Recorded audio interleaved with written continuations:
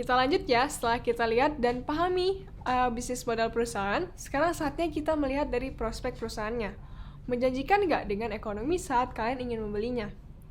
Kalian bisa kulik prospek perusahaan itu dari membaca berita. Harus update nih dan mengikuti berita-berita yang baru, agar kita mengetahui aksi apa aja yang harus kita ambil dari berita yang muncul tersebut.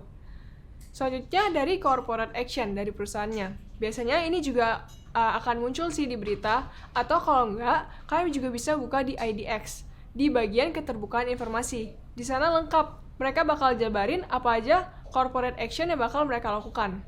Yang selanjutnya, itu dari baca laporan tahunan tentang rencana bisnis yang akan dilakukannya. Nah, aku bakal kasih contoh lagi dari perusahaan ICBP. Contoh pada pertengahan Februari 2021. Muncul berita seperti ini, yang mana ICBP itu mengakuisisi Frito-Lay mencapai 99,9% sahamnya. Nah, kita harus paham nih, dengan adanya isu ini, apa dampaknya kepada perusahaan? Apakah positif atau negatif? Apakah dengan mengakuisisi Frito-Lay ini akan meningkatkan prospek kinerja perusahaan ke depannya?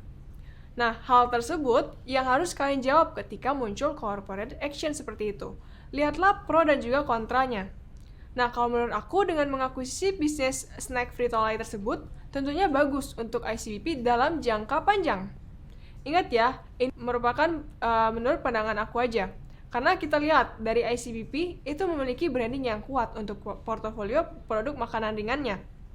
Maka, hal ini akan menjadi sebuah potensi ke depannya untuk perusahaan ICBP. Nah, kemudian mungkin masih ada nih beberapa di antara kalian yang masih bingung dengan laporan tahunan. Di mana sih kita bisa ngelihat rencana bisnis mereka?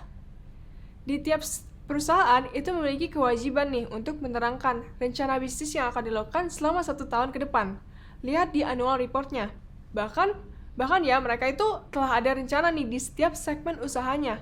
Ada target apa di tahun depan. Nah, aku akan kasih contoh. Ini adalah laporan tahunan ICBP 2019 yang menerangkan pandangan mereka terhadap tahun 2020. Nah, seperti itulah kita bisa melihat prospek atau gimana pandangan mereka terhadap tahun depannya. Nah, aku akan simpulin, kita bisa melihat atau mendeteksi prospek perusahaan itu melalui tiga cara, yaitu yang pertama, melihat aksi korporasinya. Seperti contoh, perusahaan itu melakukan ekspansi bisnis, atau mengakuisisi perusahaan baru, atau bagaimana nih rencana yang akan mereka lakukan dalam waktu dekat. Yang kedua, update-lah berita-berita mengenai perusahaan terkait.